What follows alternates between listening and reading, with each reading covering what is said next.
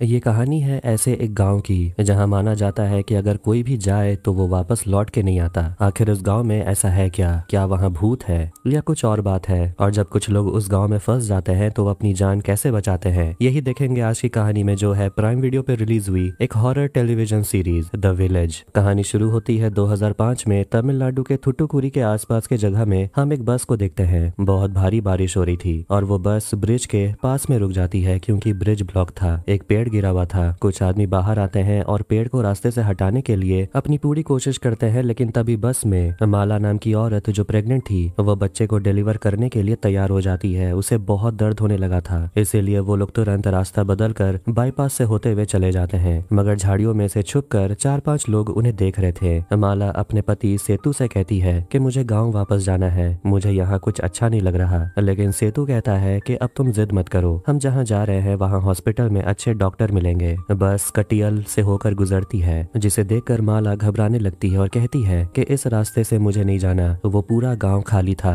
और तभी अंधेरे में और इतने भारी बारिश के बीच बस के सामने एक आदमी आ जाता है और वो ठोकर खाकर गिर जाता है। सेतु नीचे उतरकर उस आदमी को चेक करने के लिए जाता है और उस आदमी के चेहरे पर अजीब से घाव का निशान था, जैसे कि वो इन्फेक्टेड हो। सेतु उस आदमी को देखकर अपने अतीत से याद करता है कि जैसे वो उस आदमी को पहचानता हो। तभी कोई खंजर फेंकता है और सेतु के भाई को मार डालता है और वो आदमी जो एक्सीडेंट से मर गया था वो वहां से गायब हो जाता है। और तभी उनके सामने 4 राक्षस दिखाई देते हैं जो सेतु पर हमला करते हैं और बस में बैठे सेतु के पूरे परिवार को मार डालते हैं। लेकिन फिलहाल माला ही जिंदा बचती है और वो अपने पति को मरता देखकर बहुत रो रही थी। फिर कहानी आती है प्रेजेंट में। सिंगापुर में हम प्रकाश से मिलते हैं, जो एक बहुत ही बड़े फार्मा कंपनी एक्सोजेनिस के मालिक का बेटा है। वो अपाहिज है और उसे मिलने के लिए फरहान नाम का एक आदमी आता है जो पैसों के लिए लोगों को मारता है। वो एक मर्सिनरी है। प्रकाश फरहान को बताता है कि तुम्हारे लिए एक प्लेन इंतजार कर रहा है और तुम्हें तमिलनाडु के कटियाल में जाना है। अपने टीम को तैयार करो। और फरहान के साथ कुछ साइंटिस्ट भी जाने वाले हैं। कटियाल से उन्हें कुछ सैंपल्स लाना है और उन साइंटिस्ट की सुरक्षा की जिम्मेदारी फरहान और उसके टीम के ऊपर है। और ये सब कुछ कॉन्फिडेंशियल होगा, मतलब कि किसी को इस मिशन के बारे में पता नहीं लगना चाहिए। प्रकाश का असिस्टेंट जगन फरहान को पैसे दे देता है और टैब में पूरा प्लान बना हुआ था कि उन्हें कहाँ लैंड करना है और सैंपल उन्हें कहाँ से लेना है। जाते जाते प्रकाश कहता है जगन भी तुम्हारे साथ जाएगा। जगन बहुत नर्वस हो जाता है और वो प्रकाश से पूछता है कि इस बारे में आपने मुझे पहले क्यों नहीं बताया, ऐसे शॉर्ट नोटिस में मैं नहीं जा सकता। प्रकाश उससे कहता है कि तुम एक लौते इंसान हो जो वहाँ से जिंदा लौट आए। उस जगह को तुमसे अच्छा कोई नहीं जानता, इसलिए आपको तो जाना होगा। और वो उसे ब्लैकमेल करता है, कहता है कि मुझे तुम्हारे सारे राज पता है, वो भी बहुत पहले से, और इसके बारे में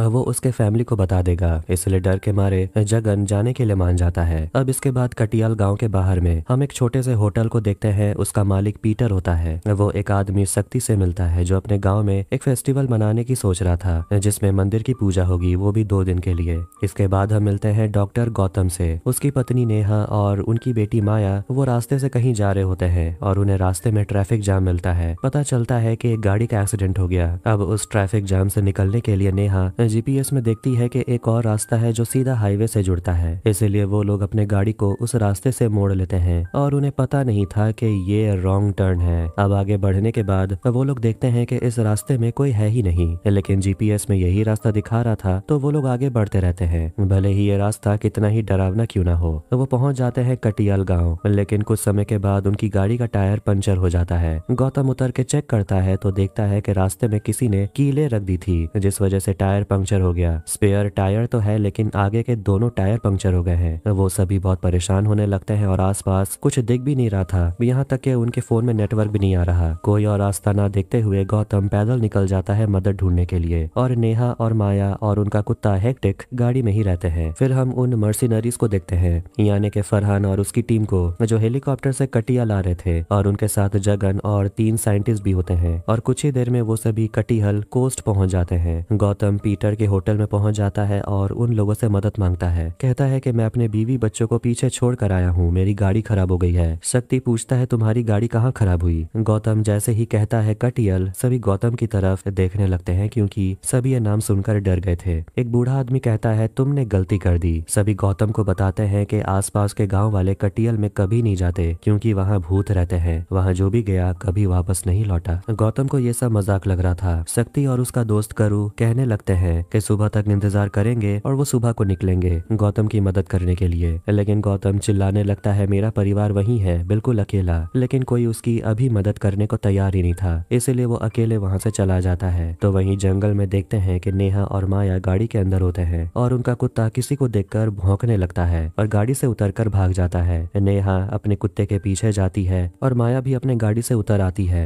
नेहा अपनी बेटी से कहती है, जाकर गाड़ी में बैठो, लेकिन तभी नेहा के पैर पर कोई हमला करता है और उसे खींच कर वहाँ से ले जाता है। अब कहानी आती है 2 हफ्ते पहले। कटियाल में हम 3 साइंटिस्ट को देखते हैं जो आए होते हैं सैंपल कलेक्ट करने के लिए, जिन्हें एक पौधा ढूंढना है जिसमें बायोलुमिनेसेंस प्रॉपर्टी है, मतलब कि ऐसा पौधा जिसमें से रोशनी निकलती है। वो सभी साइंटिस्ट एक्सोजेनस फार्मा कंपनी के लिए ही काम करते हैं और वो सैंपल कलेक्ट कर रहे थे। तभी उनके डिवाइस पर आवाज होने लगता है और एक साइंटिस्ट को पेड़ के तने पर कुछ अजीब और भयानक सा कुछ बना हुआ मिलता है और ऐसा लग रहा था जैसे कि वो चीज जिंदा हो। वो चीज सांस ले रही थी और तभी उन साइंटिस्ट पर कोई हमला करता है और वो तीनों साइंटिस्ट को मार देते हैं। अब प्रेजेंट में हम गौतम को देखते हैं जो अपने परिवार को ढूंढते हुए जंगल में आ जाता है। तभी एक लकड़ी से टकरा कर वो गिर जाता है और उसके सामने कुछ लोग आते हैं। फिर कहानी जाती है 3 हफ्ते पहले सिंगापुर में। हम प्रकाश को देखते हैं जिसे उसके डॉक्टर बता रहे थे कि हादसे के बाद उसकी पैर की हालत इतनी खराब हो गई है कि वो अब चल नहीं पाएगा। प्रकाश ने अपने बॉडी के साथ बहुत खिलवाड़ किया और इसी का ये नतीजा है कि वो अब खड़ा भी नहीं हो पाएगा। प्रकाश बहुत ज्यादा फ्रस्ट्रेट हो गया था और वो फिर से ड्रग्स लेने लगता है। तभी जगन वहां आता है और प्रकाश को बताता है कि तुम्हारे पापा को हार्ट अटैक आया है, हालत बहुत खराब है। प्रकाश अपने पापा को बिल्कुल पसंद नहीं करता और सोचता है कि वो मर ही गए होते तो अच्छा होता। प्रेजेंट में फरहान, जगन और साइंटिस्ट सभी लोग कटियल के कोस्ट में लैंड करते हैं। फरहान जगन से पूछता है कि आखिर तुम इस जगह के बारे में क्या जानते हो, लेकिन जगन सभी से सच्चाई छुपाता है। उसे प्रकाश का कॉल आता है जगन के सैटेलाइट फोन में। प्रकाश ये जानकर काफी गुस्सा हो जाता है कि उन लोगों की लैंडिंग अभी हुई है, इतनी देरी क्यों हो गई। वो तुरंत सभी से कहता है कि काम पर लगो और मुझे जो चाहिए वो ला कर दो, और वो जगन को ब्लैकमेल करता है कि मैं तुम्हारा राज तुम्हारे परिवार को बता दूंगा। फरहान जगन का मुरझाया हुआ चेहरा देखता है और कहता है कि आज रात हम यहीं पर कैंप लगाकर इंतजार करेंगे, कल सुबह जंगल में जाएंगे। लेकिन जगन उन सभी को अभी तुरंत निकलने के लिए कहता है। तो वहीं दूसरी तरफ देखते हैं कि गौतम को पीटर, सती और करू ने बचाया था। गौतम उन सभी से अपने बर्ताव को लेकर माफी मांगता है। करू जो मैकेनिक है वो कहता है कि वो अपने ट्रैक्टर की मदद से गौतम के गाड़ी को उठाकर अपने गांव ले जाएगा और फिर वो आएंगे गौतम के परिवार को ढूंढने के लिए, और तब तक ये बारिश भी बंद हो जाएगी।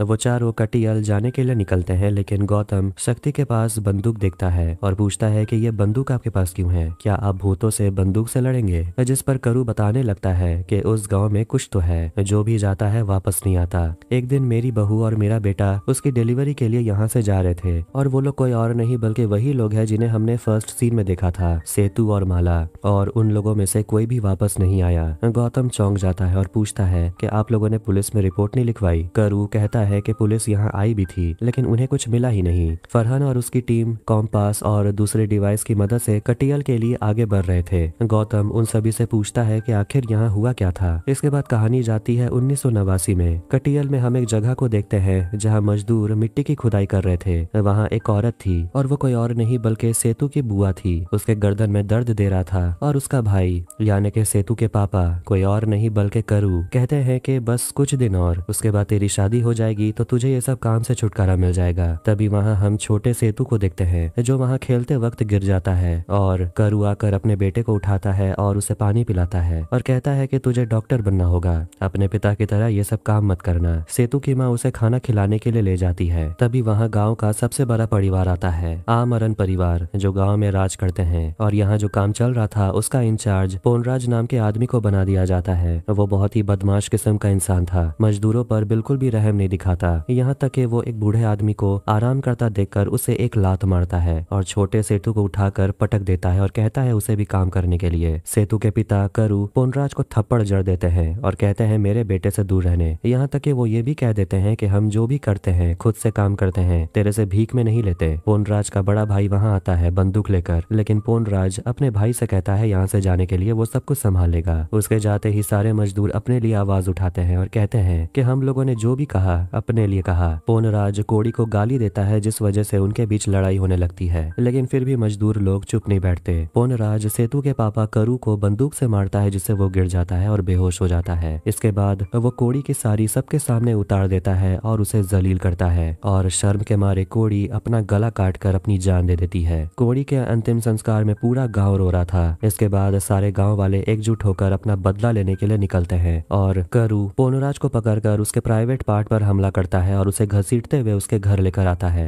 पोनराज का बड़ा भाई अपने भाई को ऐसे हालत में देखकर उसका तो होश ही उड़ गया था। वो अपना बंदूक लेकर करू को मारने वाला था, लेकिन तभी उनके बीच में शक्ति आ जाता है जो उसी बड़े आदमी का बेटा है और वो अपने पिता को रोकता है और कहता है ये मेरा दोस्त है, मैं इसे संभालता हूँ। लेकिन वो आदमी एक गाँव वाले को गोली मार देता है जिससे गाँव वाले और भड़क जाते हैं। शक्ति अपने पापा को शांत करता है और कहता है कि आपने अपने भाई को खोया है, लेकिन इसने भी तो अपनी बहन को खोया है, आप इन सभी गाँव वालों के सामने टिक भी नहीं पाओगे। शक्ति अपने दोस्त करू को मना लेता है यहाँ से जाने के लिए और जैसे ही वो लोग वहाँ से जाने वाले थे, शक्ति की माँ सुभद्रा करू को उल्टा सीधा कहने लगती है और गाँव वालों पर किया गया एहसान गिनाने लगती है। लेकिन किसी तरह शक्ति अपने दोस्त को जाने के लिए कहता है और गाँव वाले वहाँ से चले जाते हैं। कहानी प्रेजेंट में आती है। गौतम ये सब सुनकर कहता है कि ये सब तो कुछ 30 साल पहले हुआ था, लेकिन दुख की बात यह है कि ये सब अभी भी होता हुआ देखने को मिलता है और टीवी पर ये सब आते ही रहता है। इसके बाद वो चारों उस जगह पहुंच जाते हैं जहां गौतम ने अपने गाड़ी को पार्क किया था, लेकिन वो गाड़ी वहां होता ही नहीं। वो कहता है सामने एक मंदिर है, मैंने अपनी गाड़ी को यहीं पार्क किया था, मुझे पता है। उसे कुछ समझ नहीं आ रहा था कि आखिर हो क्या रहा है, इतनी बड़ी गाड़ी गायब कैसे हो सकती है। गौतम अपने परिवार को पुकारने लगता है, लेकिन शक्ति उसे कहता है चिल्लाने से तुम्हारे परिवार को प्रॉब्लम हो जाएगा। तभी गौतम को वहां पर उसकी बेटी माया का बुक मिल जाता है और शक्ति कहता है लगता है वो लोग तुम्हारी गाड़ी और तुम्हारे परिवार को कटियल गांव के अंदर लेकर चले गए हैं।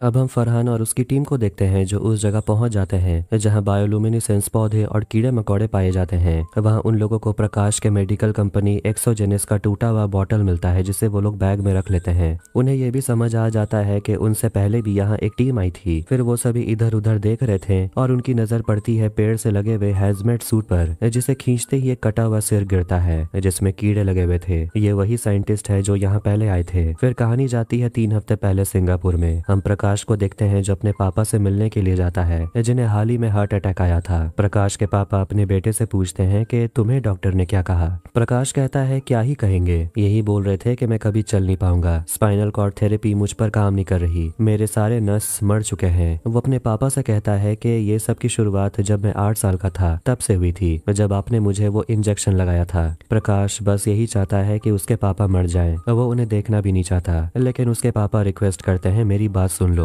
अगर तुम चलना चाहते हो तो मेरी बात सुनो। वो उसे एक फाइल देते हैं और उसके पापा उसे कहने लगते हैं और हम जाते हैं 1989 के फ्लैशबैक में। सिंगापुर में प्रकाश के पापा एक्सपेरिमेंट कर रहे थे ताकि प्रकाश दोबारा से चल सके। वो एक कंपाउंड बनाने की कोशिश कर रहे थे। कई सालों तक उन्होंने इलाज ढूंढने की कोशिश की और कई सालों के बाद उम्मीद की किरण दिखाई दी और उन्हें लैंटानाइट नाम के केमिकल का पता चला जो कि इंडिया के कटियल गाँव में मिलता है। प्रेजेंट में गौतम और बाकी तीनों लोग कटियल गाँव पहुँच जाते हैं और गाँव बिल्कुल वीरान था। करू बताने लगता है कि यहाँ के लोगों ने बहुत पाप की है और उनकी सजा भी उन्होंने भुगती। 2004 के सुनामी के बाद यहाँ की जमीन बंजर हो गई। फिर कहानी जाती है 1991 में। कटियल में करू अपने बेटे के साथ अपने घर के छत को ठीक कर रहा था। तभी वहाँ एक बुलडोजर आता है और गाँव के कच्चे मकानों को तोड़ने लगता है। करू काफी गुस्सा हो जाता है और ऑफिसर पर चिल्लाता है कि आखिर तुम लोग ऐसा क्यों कर रहे हो। ऑफिसर कहते हैं हमारे पास कागज है, सभी घरों को तोड़ा जाएगा। वहाँ एक और आदमी आता है जो कहता है कि तुम्हारे मालिक ने इस जमीन को हमारे कंपनी को बेच दिया। फिर सभी गांव वाले मिलकर शक्ति के पापा जो इस गांव के हेड हैं उनके घर चले जाते हैं। वो आदमी कहता है कि इस जमीन से मुझे कोई फायदा नहीं होता, इसलिए मैंने इस जमीन को बेच दिया। करू काफी गुस्सा होता है और कहता है कि अब हम लोग कहाँ रहेंगे, कम से कम बेचने से पहले पूछना तो चाहिए था। लड़ाई इससे ज्यादा और बढ़ती तभी वहाँ पर शक्ति आ जाता है और अपने पापा से कहता है कि आज ये सब यहीं खत्म करते हैं, ये सब से हमें निपटना होगा। और वो कहता है कि मेरे दादाजी ने कटियल गांव को मेरे नाम किया था, तो इस वजह से वो जमीन मेरा है और वो गांव वालों को नहीं निकालना चाहता। लेकिन उसके पिता कहते हैं कि उस जगह को मैंने खड़ा किया है, तूने किया ही किया है। शक्ति अपने पापा के खिलाफ जाता है और गांव वालों का साथ देकर उनसे कहता है कि हम दूसरे गांव में जाकर रहेंगे। तभी शक्ति की माँ सुभद्रा को कुछ होने लगता है और गांव वाले कहने लगते हैं कि उस औरत पर देवी आ गई है और सुभद्रा अपने बेटे को कह रही होती है कि तू बहुत गलत कर रहा है और तभी अचानक से वो बेहोश हो जाती है। शक्ति के पापा शक्ति को अपने घर से निकाल देते हैं। दूसरी तरफ कटा हुआ सिर देखकर फरहान जगन से पूछता है कि अब बता दो कि आखिर इस जगह का राज क्या है, यहाँ कौन रहता है। जगन कहता है कि तुम्हें हमारी सिक्योरिटी के लिए यहाँ भेजा गया है, तुम खुद पता लगाओ। साइंटिस्ट कटे हुए सिर सिर को देखते हैं और गर्दन को देखकर ऐसा लगता है जैसे कि उसे पकड़कर गर्दन से उखाड़ दिया गया हो, लेकिन इसके मरे हुए कितने दिन हुए हैं ये समझ नहीं आ रहा। शायद 2 या 3 दिन हुए होंगे। कुछ तो है जो इस बॉडी को डिकम्पोज होने से रोक रहा है। जगन प्रकाश को कॉल करता है लेकिन अब उसका फोन भी यहाँ काम नहीं कर रहा। साइंटिस्ट के कटे हुए सिर में चिपचिपा सा चीज लगा था, जिसे देखकर साइंटिस्ट को लगता है कि यही शरीर को सड़ने से रोक रही है। उन्हें लगता है कि एक तरह का डेड सेल रीजेनरेशन है। फरहान अपनी टीम मेंबर से बात करता है। उस लड़की का नाम है हैप्पी और वो उसे पूछता है कि तुम्हें कुछ समझ आ रहा है कि यहाँ हो क्या रहा है। वो कहती है हमें तो ये भी नहीं पता कि हम यहाँ लड़ने किससे आए हैं, और उन दोनों को जगन पे शक हो रहा था कि वो कुछ तो छुपा रहा है। अब साइंटिस्ट जगन से पूछ रहे होते हैं कि अगर हमारी भी यही हालत हो गई तो क्या हमें इंश्योरेंस मिलेगा। दूसरा साइंटिस्ट कहता है कि हमें यहाँ इस कटे हुए सिर का सैंपल लेना होगा, लेकिन जगन उन सभी से कहता है सैंपल फैक्ट्री में भी है जहाँ हम जा रहे हैं। फिर वो सभी आगे बढ़ते हैं और उन्हें आवाज सुनाई देने लगती है जैसे कि वहाँ कोई भयानक सा क्रिएचर हो। तभी एक क्रिएचर एक फाइटर को उठाकर खींच लेता है और जोर से चिल्लाते रहता है। सभी बहुत डर गए थे। तभी उस आदमी का कटा हुआ शरीर गिर जाता है और बाकी लोग ऊपर अंधाधुंध फायरिंग करने लगते हैं। अब हम गौतम के पत्नी नेहा को देखते हैं जो बेड़ियों में बंधी हुई थी। वो अपनी बेटी को ढूंढ रही थी और उसकी बेटी माया एक पिंजरे में कैद थी। तभी वहाँ एक म्यूटेंट बच्चा आ जाता है, राक्षस जैसा दिखता है, बिल्कुल हेल बॉय की तरह, और वो माया के बाल को सहलाने लगता है। नेहा उस बच्चे के ऊपर चिल्लाती है। तभी वहाँ एक बड़ा मॉन्स्टर आ जाता है और दूसरी तरफ फरहान और बाकी लोग मिलकर अपने साथी को दफना देते हैं और उसके लिए एक मेमोरियल बनाते हैं। लेकिन जगन तो बस जल्दी जल्दी काम पूरा करना चाहता है और जो मर गया उसकी तो उसे कोई परवाह ही नहीं है। फरहान जगन से जबरदस्ती उसका सैटेलाइट फोन ले लेता है और अपने एक आदमी को फोन करके कहता है कि मुझे एक्सोजेनस कंपनी और उसमें काम करने वाले एम्प्लॉय जगन के बारे में सारी इन्फॉर्मेशन चाहिए। तभी वो दोनों साइंटिस्ट देखते हैं कि उनका साथी संजीव गायब है। संजीव को देखते हैं जिससे वही पेड़ में अजीब सा दिखने वाला चीज मिल जाता है जो जिंदा लग रहा था। संजीव उस चीज को छूता है और फिर वो अपने लोगों के पास वापस चलाता है। गौतम, करू और शक्ति को देखते हैं जो गांव से होकर गुजर रहे थे और वो सभी शक्ति के पुराने घर के पास से गुजरते हैं। अंदर करू को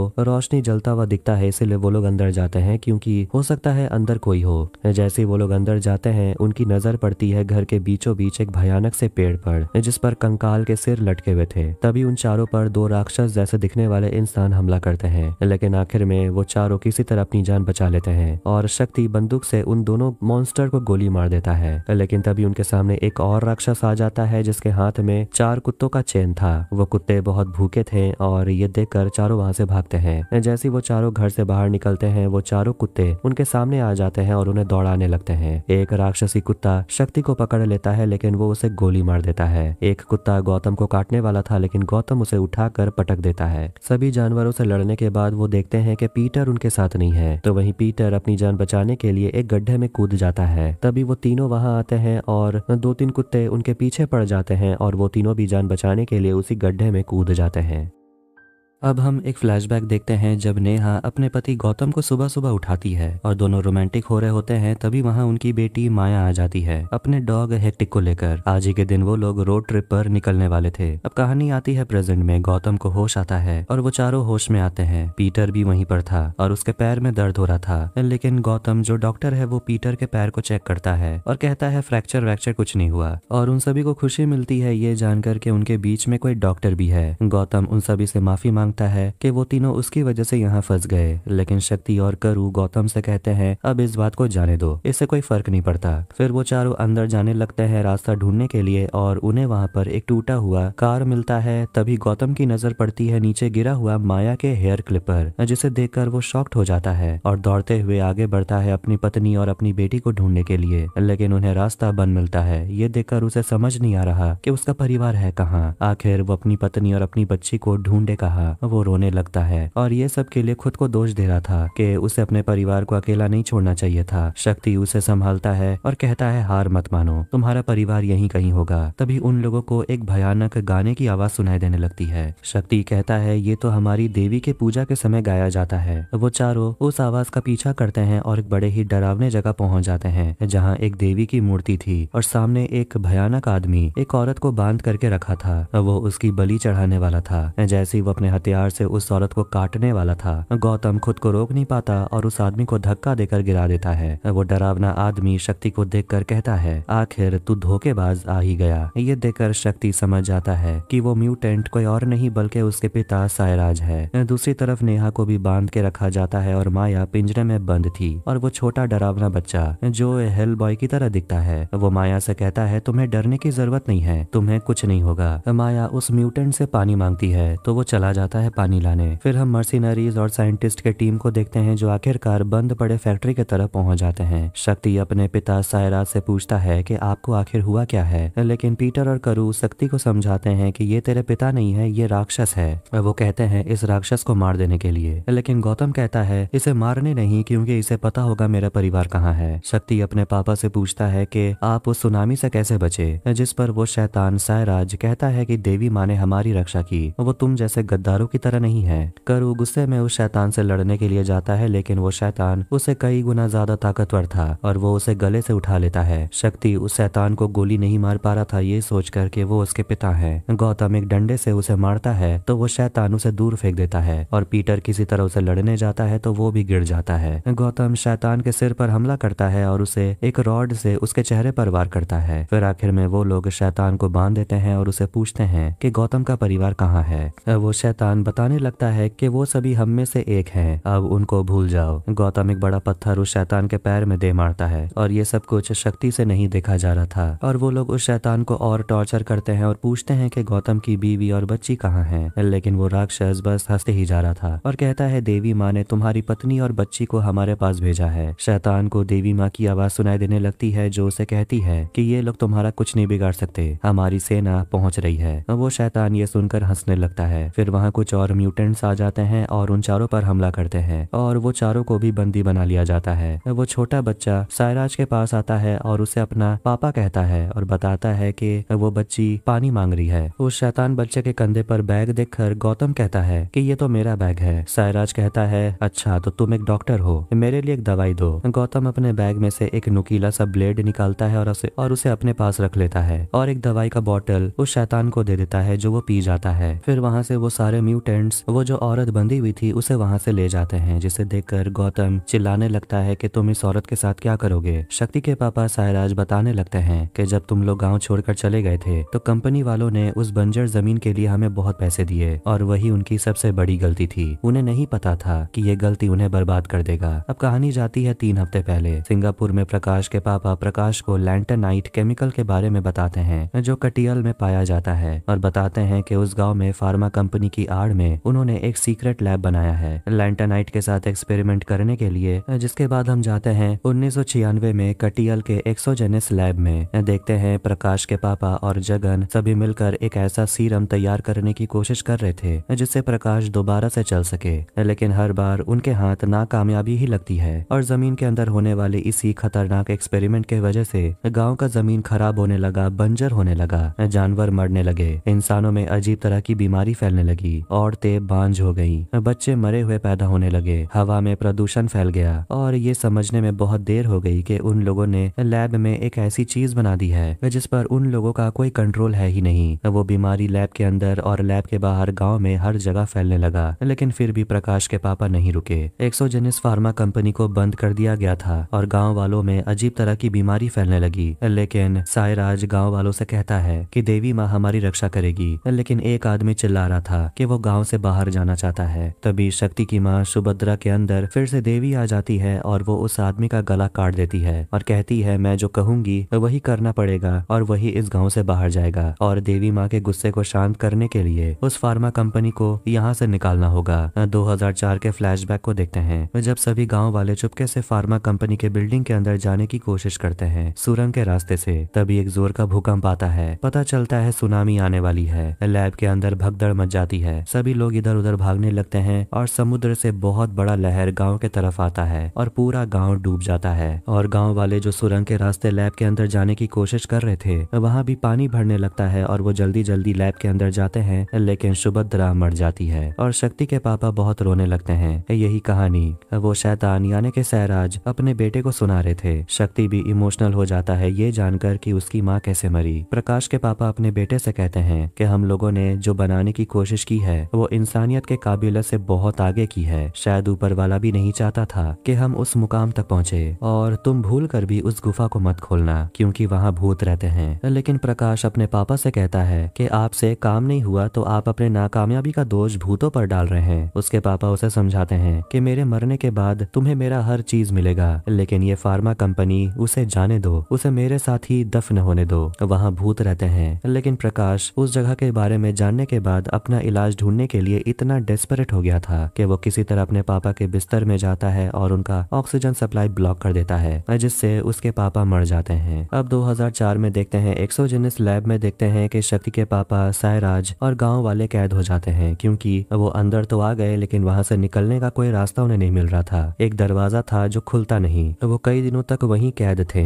खाना नहीं था, पानी नहीं था, इसलिए वो खुद को जिंदा रखने के लिए वहाँ जितने भी चूहे होते हैं जिनके ऊपर वही खतरनाक एक्सपेरिमेंट किया गया था, उन्हें वो खाने लगते हैं और उस खतरनाक केमिकल को पीने लगते हैं अपनी प्यास बुझाने के लिए, और इस वजह से उनके अंदर म्यूटेशन होता है। फिर शक्ति के पापा सायराज के ख्याल में उसकी पत्नी आती है और उस औरत के जरिए देवी उनसे बात करती है और कहती है कि अब तुम सब ताकतवर हो गए हो, अब तुम उन सभी से बदला ले सकते हो, अपनी फौज इकट्ठा करो। और सभी के अंदर म्यूटेशन हो जाने के बाद वो लोग बहुत ताकतवर हो गए थे, और जो दरवाजा उनसे पहले नहीं खुल रहा था अब वो एक झटके में उन्हें खोल देते हैं। लेकिन जैसे ही वो बाहर निकलते हैं धूप के वजह से उनका शरीर जलने लगता है, इसलिए उन्हें अंदर ही रहना पड़ता है। प्रेजेंट में शैतान भगवान को धन्यवाद कहता है उनकी जान बचाने के लिए, और वेटैया को बुलाने के लिए कहता है। मर्सेनरीज और साइंटिस्ट फैक्ट्री के अंदर पहुंच जाते हैं और एक कमरे के अंदर उन्हें देवी की मूर्ति मिलती है जो काफी भयानक दिखने में लग रहा था।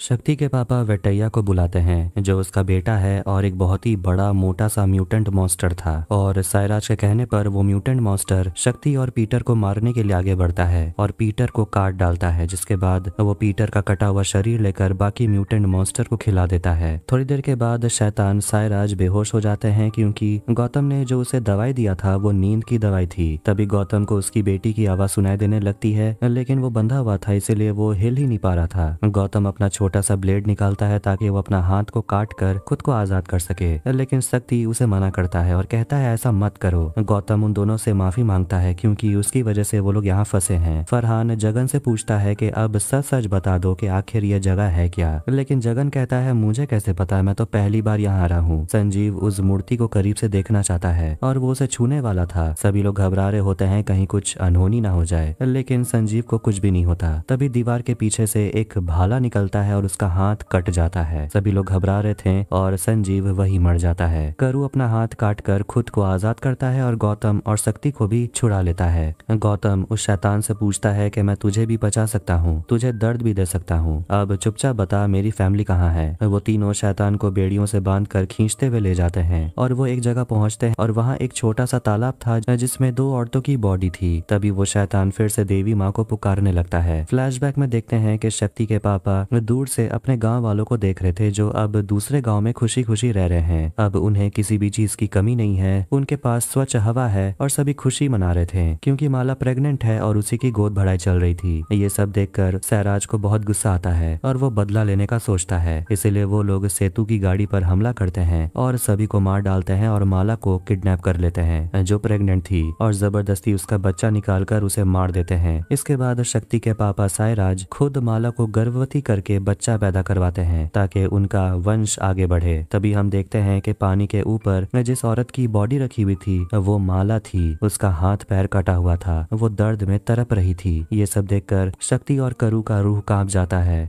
माला शक्ति की बेटी थी और अपनी बेटी को इस हालत में देखकर वो सोचता है कि उसके पापा कितने बड़े हैवान बन गए हैं। गुस्से में आकर शक्ति अपने पिता का गला काट देता है और फिर रोते हुए अपनी बेटी माला को भी मार देता है ताकि उसे ये टॉर्चर और न झेलना पड़े। अब हम नेहा को देखते हैं जिसे होश आता है और उसके सामने वेटैया आता है जिसे देखकर वो डरने लगती है। वो नेहा के साथ जबरदस्ती करने वाला था, लेकिन वो छोटा बच्चा वहां आ जाता है और कहता है उस औरत को छोड़ दो, पहले जाकर पूजा खत्म करो। मर्सेनरीज और साइंटिस्ट की टीम पर वो राक्षस हमला करने लगते हैं, लेकिन वो किसी तरह उन्हें मार देते हैं और आगे बढ़ते हैं और लैब में पहुंच जाते हैं और वहां पर भी उन्हें एक मॉन्स्टर मिलता है जिसे वो मार देते हैं। फरहान ये सब देखकर कहने लगता है कि अब हमारा प्रायोरिटी बदल गया है, हमें यहाँ से निकलना होगा। जगन घबरा चिल्लाने लगता है कि अब प्रकाश से वो क्या कहेगा, क्योंकि उसका काम पूरा नहीं होगा तो वो जगन का राज जगन के फैमिली को बता देगा। वेटैया वहां आ जाता है और जगन को पकड़कर पीछे फेंक देता है। सभी ताबड़तोड़ उस मोटे मॉन्स्टर पर गोली चला रहे थे, लेकिन उसे तो कुछ हो ही नहीं रहा था। वो फरहान को एक लात मारता है जिससे वो घायल हो गया था। फिर वो मॉन्स्टर हैप्पी को पकड़ लेता है और उसके शरीर को 2 टुकड़े में फाड़ देता है। और आखिर में गौतम अपनी पत्नी नेहा और अपनी बेटी माया को ढूंढ लेता है। और करू छोटे म्यूटेंट को मारने वाला था, लेकिन माया कहती है इसे मत मारो, उसी ने मेरा ख्याल रखा है। माया अपने डॉग हेक्टिक के बारे में पूछती है। गौतम कहता है मुझे उसके बारे में नहीं पता,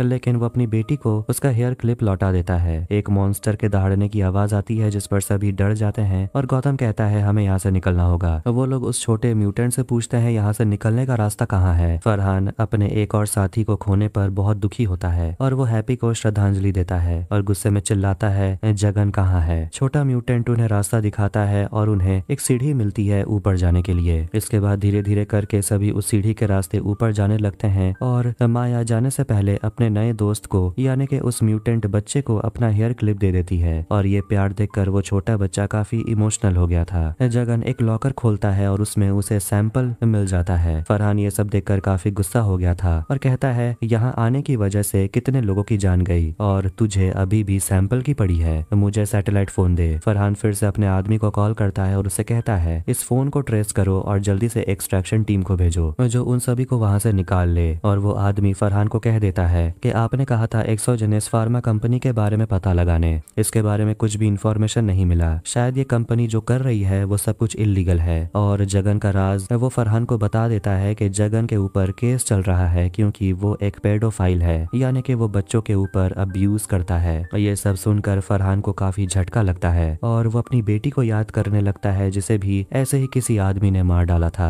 वो उस आदमी से तो बदला नहीं ले पाया, लेकिन वो जगन को मारकर अपना बदला पूरा करता है। काश जगन को कॉल कर रहा था, लेकिन कॉल फरहान उठाता है और कहता है हम लोगों के बीच जो कॉन्ट्रैक्ट हुआ था वो सब कुछ खत्म होता है। फरहान और उसकी टीम के पास शक्ति, करू और गौतम का परिवार पहुंच जाता है। फरहान उन सभी को कहता है अगर अपनी जान बचानी है तो हमारे साथ चलो। नेहा कहने लगती है हमें उनके साथ जाना चाहिए। फरहान उन सभी को बताता है कि उन्हें लेने के लिए हेलीकॉप्टर आने वाले हैं और सुबह होने में 3 घंटे बाकी हैं। गौतम कहता है हमें अभी निकलना होगा और शक्ति फरहान को मोटे मॉन्स्टर वेटैया के बारे में बताता है। फरहान समझ जाता है ये तो वही मॉन्स्टर है जिसने हैप्पी को मारा था। माया नीचे गिरा हुआ कुछ चीज देख रही थी और उसके उंगली में कट आ जाता है। फिर वो सभी एक साथ समुद्र किनारे जाने के लिए निकलते हैं जहाँ उन्हें लेने के लिए एक्सट्रैक्शन टीम पहुंचने वाली है। माया फरहान के बैग में से एक डॉल लटकता हुआ देखती है जिस पर वो पूछती है कि ये किसके लिए है। फरहान कहता है ये मेरी बेटी का है, ये उसकी निशानी है। माया पूछती है आपकी बेटी को क्या हो गया। तभी वहाँ पर वो मोटा मॉन्स्टर और बाकी सारे म्यूटेंट्स पहुंच जाते हैं। इसलिए फरहान तुरंत अपने कंप्यूटर पर चेक करता है और एक दूसरा रास्ता ढूंढता है जिसके लिए उन्हें म्यूटेंट का ध्यान भटकाना होगा। और फिर धीरे धीरे वो आगे बढ़ने लगते हैं और उन्हें रास्ते में बहुत सारे म्यूटेंट्स मिलते हैं। फिर आखिर में उनका सामना मोटे मॉन्स्टर वेटाया से होता है जो फरहान के एक टीम मेंबर को मार डालता है। आखिर में वो सभी लोग उस जगह पहुंच जाते हैं जहाँ से निकलने का रास्ता था, लेकिन वो लोग इससे पहले निकल पाते वहाँ वेटैया उन सभी को रोकने के लिए आ जाता है और वो सभी पर हमला करता है और गौतम को उठाकर फेंक देता है। फिर वो उसकी बेटी को उठाकर ले जाता है, पर गौतम उठ खड़ा होता है और अपनी बेटी को बचा लेता है। वो उस मोटे मॉन्स्टर से लड़ने की कोशिश करते हैं, लेकिन वेटैया बहुत ज्यादा ताकतवर था, इसलिए वो सभी एक साथ मिलकर उस मॉन्स्टर पर हमला करते हैं और उसके गर्दन में एक मोटी रस्सी फंसा देते हैं और 2 तरफ से खींचते हैं, लेकिन फिर भी उस मॉन्स्टर का कुछ नहीं होता। फिर गौतम एक बॉम्ब ब्लास्ट करता है, तब जाकर आखिरकार वो मॉन्स्टर मर जाता है। बाहर जाने के लिए फरहान और गौतम का परिवार आगे बढ़ रहा था, लेकिन गौतम देखता है कि शक्ति वहां नहीं था, इसलिए वो वापस अंदर चला जाता है। तो वहीं वो मोटा मॉन्स्टर दोबारा से जाग जाता है। वो मरता ही नहीं और वो शक्ति को गले से पकड़ लेता है और शक्ति अब सब कुछ खत्म करना चाहता है। और वहीं पर एक गैस का कैनिस्टर पड़ा हुआ था जिस पर वो शूट करता है और जोर का धमाका होता है और बाहर नेहा बहुत घबरा रही होती है कहीं उसका पति भी मर तो नहीं गया, क्योंकि पूरा फैक्ट्री तबाह हो चुका था। लेकिन गौतम को कुछ भी नहीं हुआ। वो बाहर आता है और अब बस यही 5 लोग बचे हैं, गौतम का परिवार, फरहान और एक साइंटिस्ट। बाकी सभी लोग मारे गए। अब सुबह हो जाती है और 2 हेलीकॉप्टर कटियाल के कोस्ट तक पहुंच जाते हैं उन लोगों को बचाने के लिए, और उन रेस्क्यू टीम के साथ प्रकाश भी था। और वो फरहान से जगन के बारे में पूछता है कि वो कहाँ है। फरहान कहता है वो भूत बन गया, यहीं कहीं भटक रहा होगा। प्रकाश गौतम को धमकी देता है कि तुम्हें लॉयर के पेपर पर साइन करना होगा और जो कुछ भी कल रात हुआ वो सब कुछ कॉन्फिडेंशियल रहेगा। गौतम गुस्सा हो जाता है ये जानकर कि ये जो कुछ भी हुआ ये प्रकाश के वजह से हुआ, लेकिन नेहा उसे कहती है चलने के लिए। गौतम काफी दुखी था कि उसके 3 साथी मारे गए, शक्ति, पीटर और करू, लेकिन उसकी पत्नी नेहा उसे समझाती है कि यहाँ जितने भी बुरी यादें हैं हमें उन्हें यहीं दफना कर जाना होगा। तभी झाड़ियों में से आवाज आने लगती है और सारे सोल्जर्स अलर्ट हो जाते हैं, लेकिन ये तो बस माया का प्यारा कुत्ता हेक्टिक था जिसे देखकर पूरा परिवार खुश हो जाता है। चॉपर पर चढ़ने से पहले फरहान अपनी बेटी का खिलौना माया को दे देता है। 5 सर्वाइवर्स हेलीकॉप्टर में बैठ जाते हैं और गौतम गुस्से में बाहर प्रकाश को देखता है और वो देखता है कि प्रकाश के लोग वेटैया का कटा हुआ सिर और कई सारे म्यूटेंट्स को अपने साथ ले जा रहे थे सैंपल के तौर पर, और उनके पास वो कॉम्पाउंड लैंटानाइड भी था।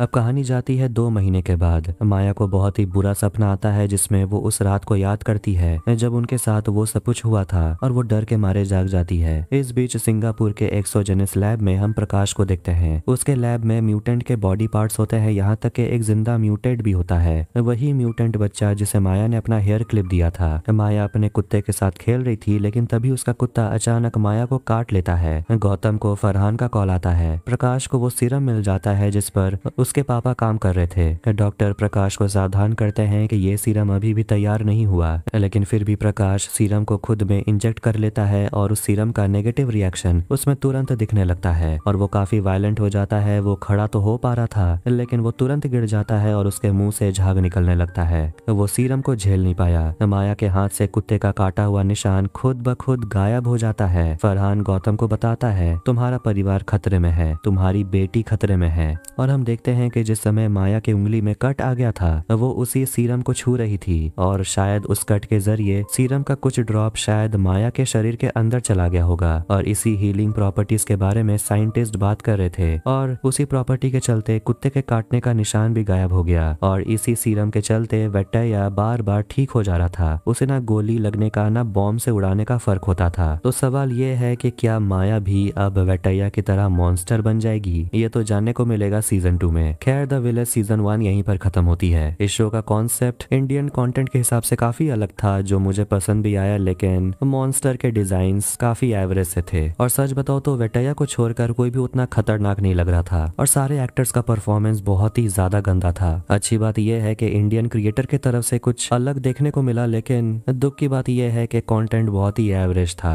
खैर आपको ये वीडियो कैसा लगा कमेंट करके जरूर बताएं। वीडियो पसंद आया तो वीडियो को लाइक करें, चैनल को सब्सक्राइब करें। मिलते हैं नेक्स्ट वीडियो में। Take care.